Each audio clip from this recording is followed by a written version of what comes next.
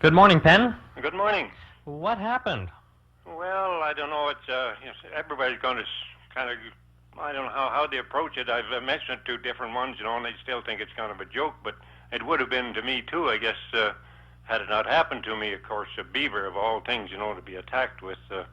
I've lived here all my life in the bush. I'm really not a trapper. I've done a little trapping, all right, and sure know what a beaver is and so on, but this thing here, I've been attacked by pretty well every animal there is in the bush and never had any real problem at all. Well, Penn, what happened? Where were you going? What happened? Well, I was on the way home from Fort St. John to Hudson Hope, and it was getting late in the evening and pouring rain. And when I got to the halfway bridge, which is halfway between Fort St. John and Hudson Hope, I was about a quarter of the way across the bridge, and in the headlights I spot this beaver in the middle of the bridge, crossing back and forth.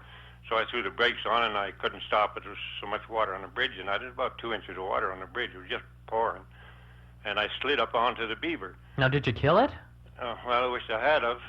But anyway, I got the truck stopped and waited for a minute, and he was banging his tail underneath, seemed to be under my feet, and I thought he was caught under there or something, because he was slapping his tail, making a heck of a commotion. So I thought, heck, I'll get out and see what he's doing.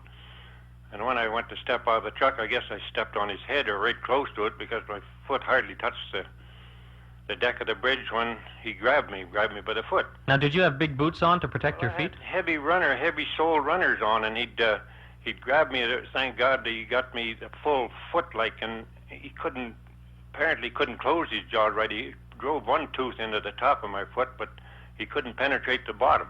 But he just hung on and just kind of shaking, and so I got down on my other foot down on the bridge and started trying to kick him off, which I finally did. I got him off, stood on his head and everything else because he was bound he was going to stay there. But anyway, he went to run away then, but it was only about 5-6 feet over to the bridge, the edge of the bridge again. There's a cement railing and a cement deck along the bottom, and he ran into that. Well, that kind of upset him. He's just frantic trying to get away. So he just spun around like that and took a dive at me from there, and it was about a 4-foot jump, and he got me up just below the belt to, well, I don't know what he was after. I was kind of wondering if he wasn't after my honeymoon jewels or something. Oh! Scared the life out of me. Holy cow, Penn. So I got him, but the damn thing had no ears on, and, a beaver's no ears. Any other animal I ever got next to had ears. I didn't realize they didn't have. I had no way to get a hold of him. He was wet, and he was like a greased pig. So how'd you get him off?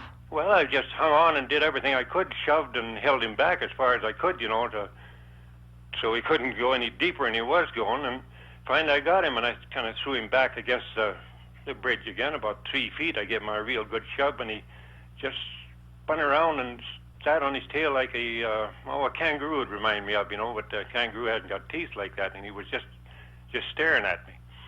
So I thought, well, heck, I'd better get out of here. So the door of the truck had got shut. He was over about 5 feet, so I thought, hell, I'll get in the truck and get out of here because, but when I took my eyes off and turned to open the door of the truck, I heard a slap and a bang, and he leaped, and he got me by the back of the leg, high on my leg. Ouch.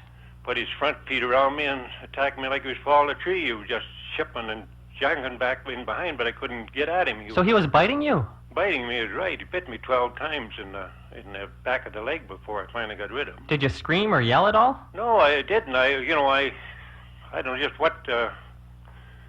I was attacked with a wolverine once, and you could hear me scream for 30 miles, but I didn't. I don't know. I was just kind of, it was such a surprise, a beaver of all things. Well, Penn, how did you get this beaver off of you eventually? Well, he was there, so I happened to have propane in my truck, and I had a 7/8 open box and wrench laying on the dash, so while he was hanging and chewing back there, I got the door open and got in and got that wrench, and I reached back. I couldn't see where he was actually biting because he was directly behind. I could see his body in that, but I hit him, I think, 3-4 times, as hard as I could, like backwards, but finally dropped off.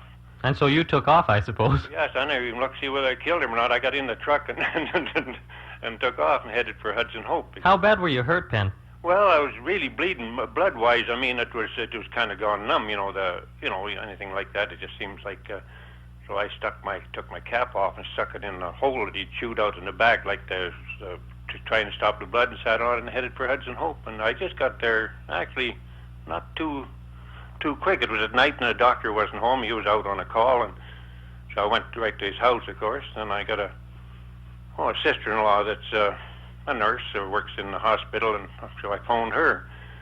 and told her I'd been bit by a beaver, and she snickered and joked. Oh, she said, come on down to the house. She said, I'll look after that. So when I got down there, she wasn't too long getting me to the hospital. It was pretty serious. Well, it was to a point. He just missed a couple of jugglers. He got quite a few little veins, I guess, in that, because the blood was just, just wanted to pour out of there. But it clotted by sitting on it, and it kind of clotted up by the time I got to Hudson Hope. It's about 30 miles. Now, Penn, why do you think the beaver did this? Oh, in defense, absolutely. He was on defense. The poor thing, you see, maybe he'd spent some time on the bridge, I felt. The cars going by and splashing him and, and just roaring by, and he was in pouring rain. He maybe thought he was in a river, but a river that's all cement on both sides, he was frantic, and then me running over him.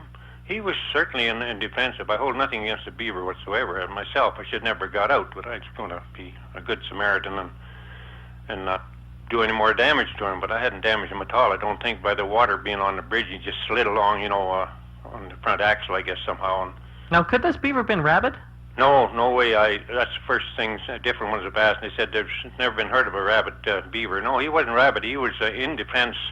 If he could have got away when I threw him after he had me the first time, he tried to get away. But he was stuck on the bridge. He was stuck, and I had the motor running, I think, and he thought I was growling at him, too. I think, the motor was still idling past there. That's my feeling, anyway. It was just a ridiculous thing. It wouldn't happen again. If that beaver had been out on the highway, he was long gone. He wanted to get away. I guess, Penn, you've got a bit of new respect for the beaver. Yes, I have. I have all kinds of respect. Like I say, I've had every animal from a muskrat to a bear chase me, but this was under a different, the poor thing was on defensive. It was nothing he could do but just stand up and fight, as far as he was concerned, Well, Penn, thanks for telling us your story. Thank you for calling. Okay, bye-bye now. Thanks, bye.